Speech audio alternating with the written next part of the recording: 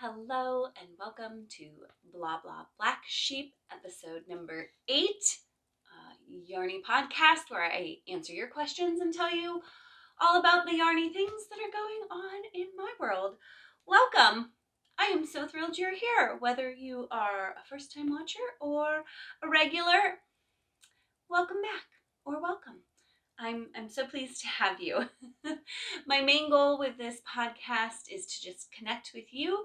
So please leave comments below. I would love to chat with you about things or send me a message, connect with me on social media.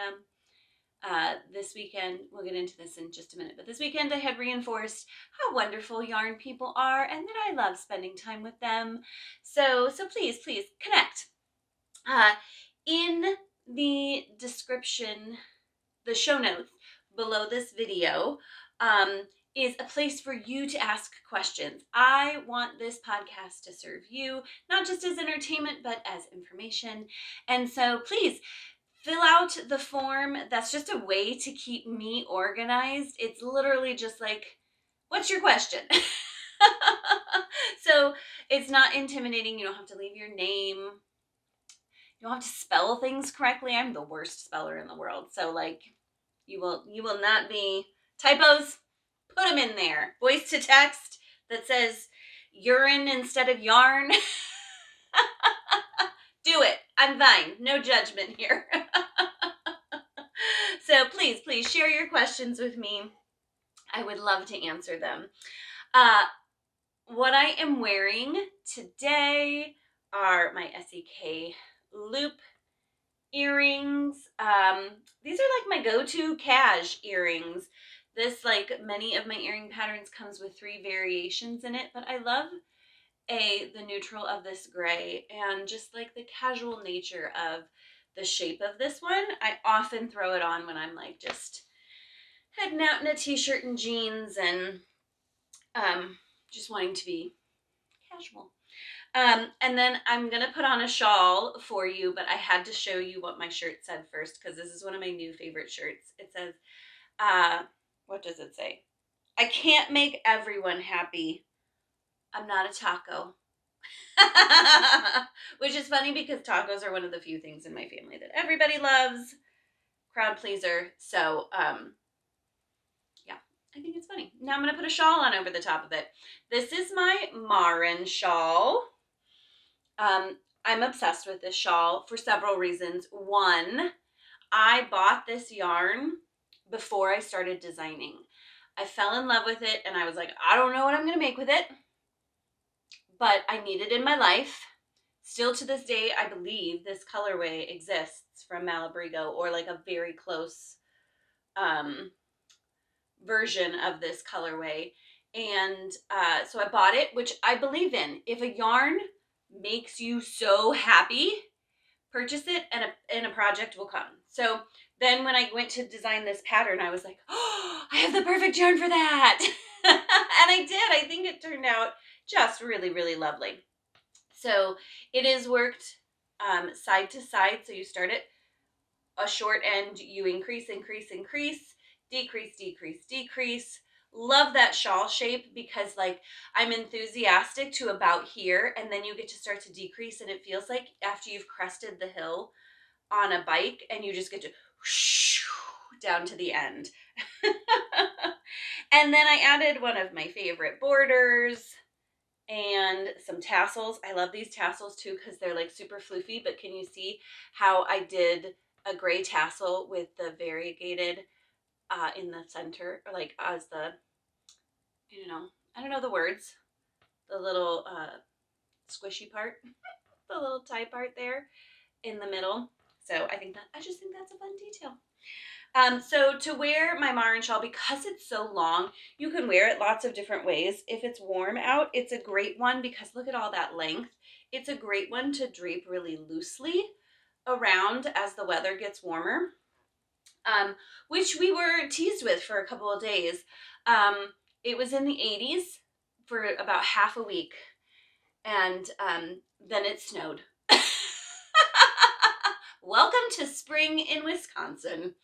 And it stuck to the ground a little bit. Now they said 1 to 3 inches. No, which I'm fine with. But anyways, so a little bit of a cozier shawl is needed right now because we've gone back in temperature. So what I do is I just put the middle in the middle of my chest, and then carefully, you know me, I gotta kind of carefully wrap the sides around. Let's do this one at a time. The nice thing about doing this carefully is you want to make sure that you end up with this gorgeous border always laying at the bottom. So then bring the other side around carefully, and then one of my favorite things to do with this one is to just tie it in a little knot, and then and then pull this up over the top. So especially when it's super cold, you've got like a little bit of a turtlenecky, collared cowl thing going on here because it's so cozy. And then you still got a nice view of the border around here and around here. But then it also shows off the tassels. So much fun. All right. The thing that is bringing me joy. I have told myself, I started thinking about sharing this with you, and I had so much to share that I was like, I need a whole separate video. So what I'm going to do is I'm going to record, maybe even today, like a special edition. And it's going to be all about what I did this weekend. And so, because that's the thing that's bringing me joy, but I want to be respectful of your time. And there's a lot to say. So I could do a whole episode on it. So I'm just going to. But the thing that is bringing me so much joy is that I just got back from Stitch Up Chicago. And this is, before I left last week, Brian said to me, so is this like a conference? And I was like, no. And he was like, is it just like what else did he say? Just like a social gathering? And I was like, well, not quite that either. Like it's kind of in between. So, and because I had never been before, I don't really know 100% what to expect. So, but what it was an opportunity to get together with other makers, and it was amazing. I met a couple friends there. My friend Michelle of Tales of Knots, who is my tech editor, and my amazing friend. There were several makers from Detroit who were not attending, but they were like helping to host the event. And she was like, this just sounds like a lot of fun. They are going. Who wants to come with me as a participant? Because those people were like, it was job work for them, and we were just going for fun. And so it was in Chicago, obviously. Chicago is a close little drive for me, and I was like, I'll come. And then our friend Ashley lives in Chicago, and she was like, I can't come for the whole time, but I'll come for a little bit. You guys, it was so good to see my wonderful friends and hug their faces and, you know, have long conversations. We talk constantly through chats and stuff like that, but to sit down face to face and have a meal and have a conversation and make memories together was just amazing. But then also I met so many wonderful makers. I met amazing yarn dyers in person. I met yarn shop owners. I met other designers and teachers. And I also met just the most lovely crafters. You know, I'll get into what the event was all about in that separate video, but you know, it was not designed for designers. And so there were lots of people there who came because they enjoy craft, yarn craft specifically, and it was just amazing. It has exhausted and refreshed me, if that makes sense. I'm tired. I stayed up so late.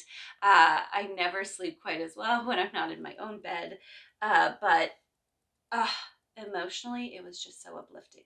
I had so much fun. So if you have the opportunity to go to a yarn event, I highly recommend it. Highly recommend. Okay, small businesses. So one of the things that I did was, you know me, I love coffee, and my friend Michelle loves coffee too. And so I thought, you know, we're going to get coffee in the hotel probably, and we're going to want to carry it around with us. We're not just going to want to, you know, have a cup and move on. No, that's not the kind of coffee person I am. Also, environmentally friendly, reusable cup. That's important to me. That's something I value. Trying to not throw a bunch of stuff away. So I was hoping to find us, well, I'll be honest with you. I did not think of this until fairly last minute. So I drove out on Friday morning and I thought of this Thursday afternoon. So what I ended up doing was finding us just some little reusable cups at Target. They're insulated. I believe they're called, I don't know how you pronounce this. It's ELLO. Hello? Hello? I like these. They are inexpensive. That's not the small business though. And I have to say, they've designed this top. My biggest pet peeve about a coffee mug top is when you can't wash it out really good. Well, you can't wash it out well. They've fixed that on this one. So this was no big deal. But it only came in one color. And I was like, we're going to get our coffee mugs mixed up. And then I thought, oh, I'm going to go to my local yarn shop. She has the cutest stickers. And I'm going to get us each some stickers to put on our mugs. And there'll be different stickers. And then we can tell them apart. And we have like a special small business added to it too. So this is my mug. And I got us each 2 stickers. I actually have quite a few of these stickers, and so my boys came with me after school to pick out the stickers, and I let them pick out the stickers for my mug. So this one, and then Benton, he was like, Mom, you have to get the goat. So there we go. I got the goat. And so if you watched, I don't think it was my last video. It was maybe 2 videos ago. I had that really cute mug that had the little circle with all the dogs in it. And I said, I'm going to have to figure out how to Google image search, like photo search. I figured it out. It is not hard. If you click the box where you'd normally tippy tap in, there's a microphone where you can voice to text your question. Or, I just lost an earring. Or, there's a camera. You click the camera, it pops up a box for you to put your, to hold up your camera and click what you're looking for. And then it just whoop, pulls up results. And then you can add things to it. So I clicked this and it brought up, because I took the whole image to get the llama, and it just brought up a bunch of llama mugs, which was not what I was looking for. But I took a picture of it again and added sticker to it and came up with the designer for the stickers. And I don't know if it's a woman who runs it. They do lots of adorable stickers. Definitely gonna have to put in an order. Lots of adorable stickers and like paper crafty things. And they aren't all yarn themed, but there are lots of cute yarn themed there. And it's Apartment 2 Cards, and it's an Etsy shop. In the show description, I will link so you don't have to go searching. I did the searching for you, but I also tried to do the searching for the cup and had no luck. So if you go back to that one, or if I show it again and like you recognize, oh, that looks like so-and-so's art. It's not art. It's the dogs. Part of the issue is that the dogs are not a sticker, but like something that someone made that she put on the mug. So lots of people have mugs with those dogs on them, which now I want all of them. But I could not find the specific maker. And it could be because they're not doing it anymore. So I apologize. Anyways, I'll stop rambling about the mug I'm not even showing. Support the sticker maker. They're adorable. Absolutely love them. I put one on Michelle's cup that has a lamb, and over the top of it, it says EWE, crochet. Which I love, which my boys, both of them said, Mom, you already have that sticker. And I was like, I know, I'm giving it to a friend. All right, the shawl along is still going on. Join us, it's not too late.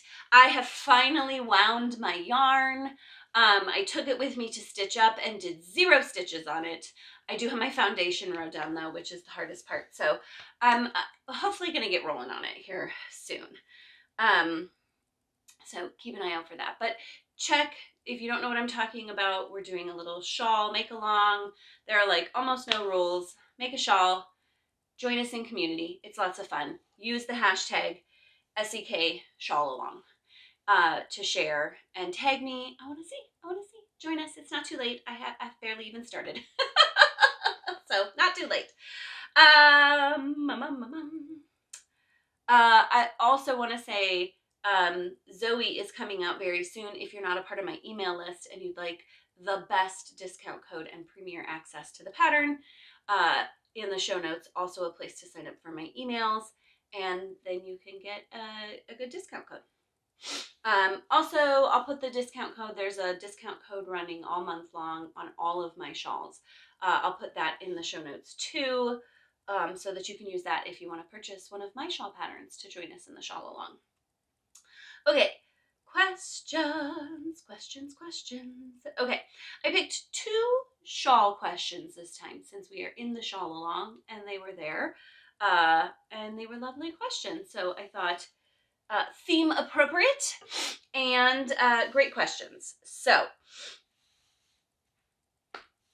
question number 1. I have to say the straw has broken the camel's back. My husband got me a tablet, I don't remember when, a while back. And I was like, this is just going to be for my personalness. My phone has business stuff on it. My computer has lots of business stuff on it. I'm not going to load email on here. This is just going to be to like read ebooks, play games. But so I've like been tippy tappy typing the questions in by hand to transfer them from the form. I deleted the questions 4 times this morning without like accidentally backed out too far and didn't save them, so I had to retype them. So I think I need to connect this to a few more things so I can just copy and paste them in, because it's getting to be a bit much. Okay, so on to questions. Sorry. Question number 1. No, you go away. Thank you. Is there a yarn weight that is best for making shawls? I see lots of shawls in fingering weight yarn, but am a bit intimidated by it. I assume the it is fingering weight yarn. Is it best to make a shawl in fingering weight yarn, or are other yarn weights okay too? All right. This is an excellent question because, I mean, fingering weight. I moved my other shawl. I had another shawl here, also fingering weight. Yeah, there are lots of fingering weight shawls out there, and I design a lot of fingering weight shawls. It's become one of my favorite things, but that does not mean that you have to make a shawl in fingering weight yarn. That is not a must, and that's not even the best. So all of the yarn weights are totally okay for making shawls. Here is what, so I should say now, my Marin shawl here, I need to flip that so it's the right way, there we go, pretty side out. My Marin shawl is worsted weight yarn. And I think it's still really nice and drapey, and it's not something I would throw on in the summer probably, but for winter, fall, spring to a point, it's very lovely. So you do not have to use fingering weight if you want to make a shawl. Lots of options. So do not pressure yourself. So here is my advice on this. Start where you're comfortable. If you have never made a shawl before, which it sounds like to me, if you are wondering if other yarn weights are okay, I'm assuming you probably haven't made a shawl. So start where you're comfortable. You can always expand out later. So if you work in a lot of worsted weight yarn and that's something you know and love and have experience with and are comfortable with, start there. Find a nice worsted weight shawl pattern and work a worsted weight shawl. Then you can work a DK weight shawl, then a sport weight, and then maybe, if you know, like slowly fade yourself into the finer yarns, if that's what you want. Otherwise, you can make 100 worsted weight shawl patterns, and they can all be wonderful, and you can love wearing them and making them. So no pressure. Start where you're comfortable. But I do want you to think about how and when you want to wear your shawl when you're picking your pattern, because there are lots and lots of patterns out there. So if you are thinking, I'm going to a wedding, a beach vacation this summer, and I want to take a shawl for when I have a strappy little dress on and it gets cool at night, I want something to wrap around my shoulders. That's a different shawl than a could keep me warm midwinter shawl, right? So if you are thinking, give me a shawl to wear in the middle of winter so I can stay super cozy, or like I'm going up north this summer, I'm visiting Canada, or like like Canada would be north to me because there's not much left of the United States to be north to me. But if you live in Florida normally, coming to Wisconsin could be going up north, and Wisconsin summer is a lot cooler than a Florida summer. And you may think, I might get chilly. In the morning, those temperatures are going to be cold to me, and I want a cozier shawl that I can put my hooded sweatshirt on and wrap up in my shawl and be, you know, nice and cozy. So where and when do you want to wear it? The other thing I want you to think about is, what do you enjoy about shawls? Do you enjoy wrapping up tight in them? Do you enjoy like wearing them more as like an accessory that is like more for show than warmth? Do you want something you can wear year round that you can wrap tightly in winter and be cozy and wear loosely draped, over your shoulders in summer? Do you want something that's almost like a blanket? Oh my gosh, this weekend I saw this lady, she had this enormous shawl. She was on the short side like me, but this shawl wrapped all the way around her and then some, and probably spanned from her, the base of her hairline, past her knees. It was like she was wrapped in a blanket that was art and acceptable to wear out in public, especially at a yarn event. So if you want something that you like lays on the back of your couch, or that you almost wear like a coat when you go out, that's a different shawl. And that might be a different weight of yarn. So if you enjoy drapey and lacy, that's different than almost a blanket. So think about what you enjoy about wearing shawls. And I think that will guide you to both what type of pattern you want, what shape of shawl you want. If you just want something to loosely drape over your shoulders, it may not need to be a super long wingspan. If you want it to wrap around many times and be cozy in the winter, but also be worn loose in the warmer weather, you're going to need something that's pretty long. If you want to do like the Outlander Enola Holmes, like wrap it around and crisscross and tie in the back and almost wear it like a top, that's got, unless you're a pretty small, thin person, that's a pretty significant wingspan. And you need to know what that measurement is and how big it needs to be so that you can wear it like that. So all those things to think about. And if you want to chit chat with me about it, send me a message. Say, this is what I love. This is what I'm comfortable with. Let's go looking for some patterns. Okay. I love and tend to lean towards a fingering weight shawl, as you may have noticed by my recent shawl patterns. Here is why. One of the things I love about a shawl is a shawl that can go year round, all year round. And I feel like a shawl that is made out of fingering weight yarn, that is super drapey and has a really open fabric for my body size and shape and my body temperature needs. You know, everybody's different with that. My mom is incessantly cold. We joke all the time that she takes her turtlenecks and pulls them up over her nose, even in the summer sometimes, because she's a chillier person. She does not like to be cold and chilly, and she tends to run a little cold.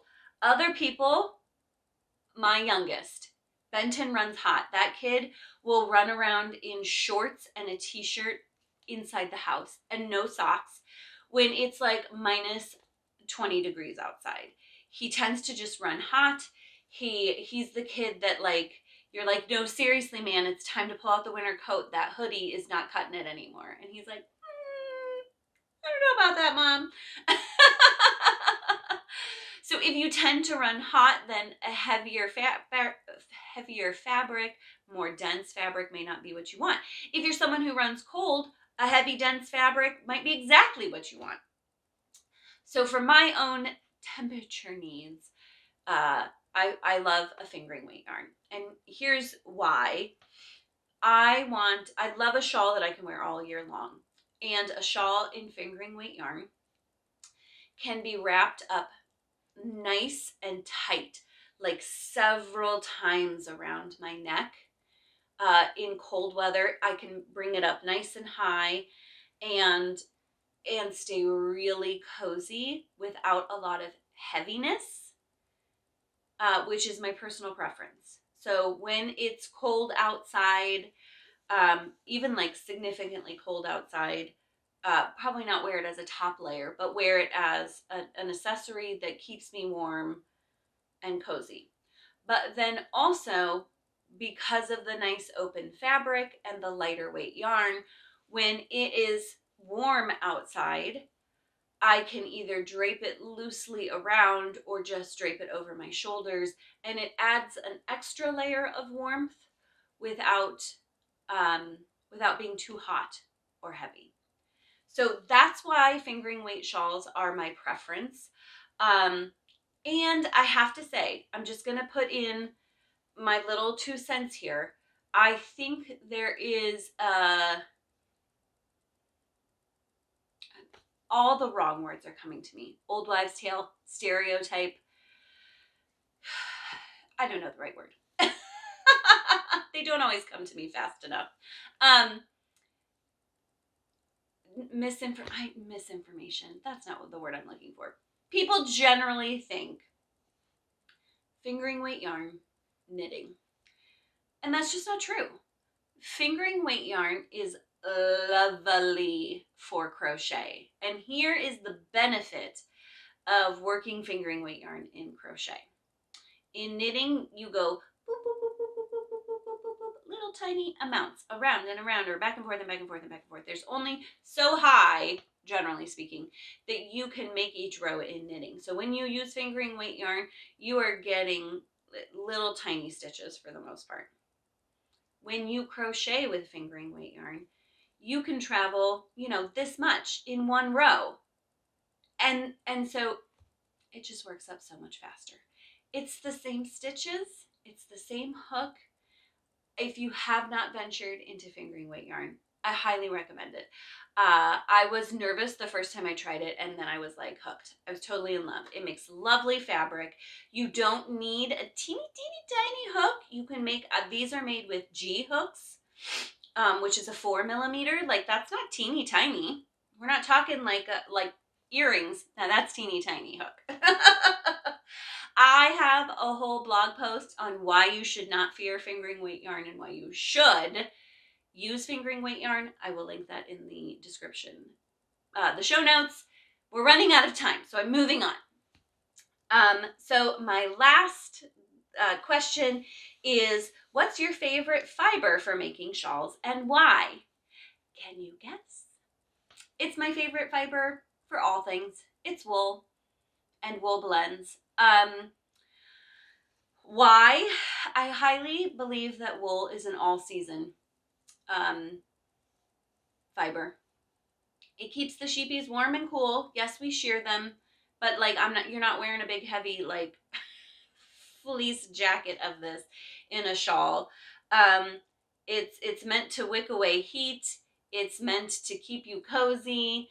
And so I really just feel that wool is comfortable year round. I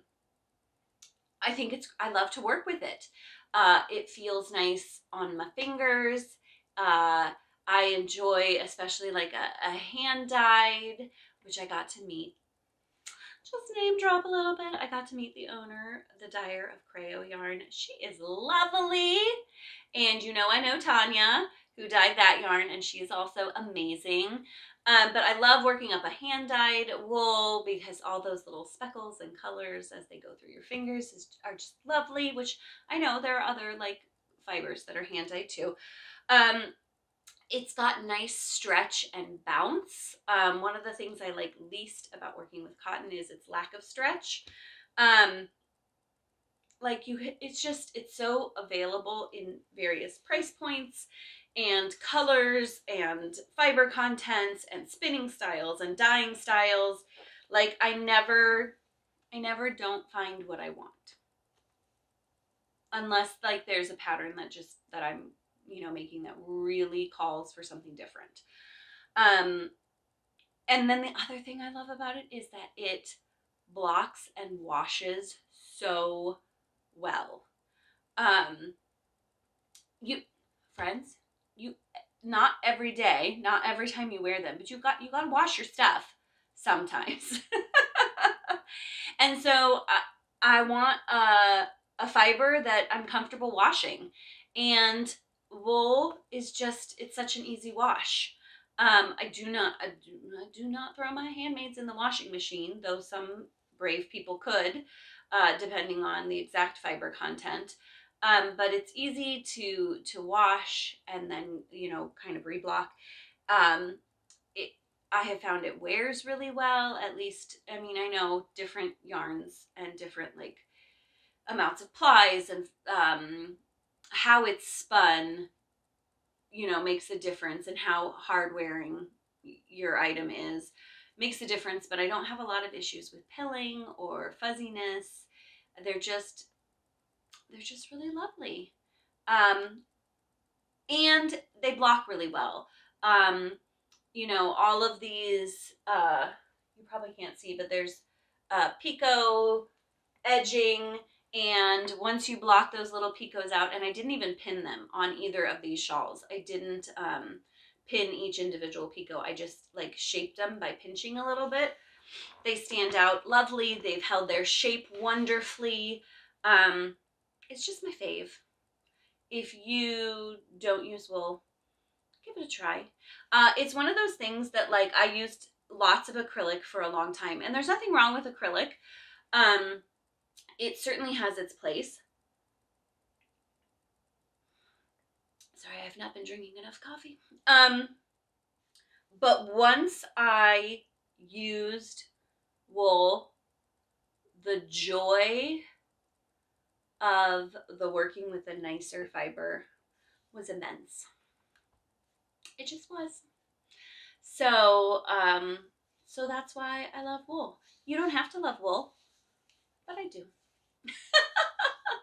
I also have some like fun wool facts that we'll have to talk about sometime, but not now because we're running out of time.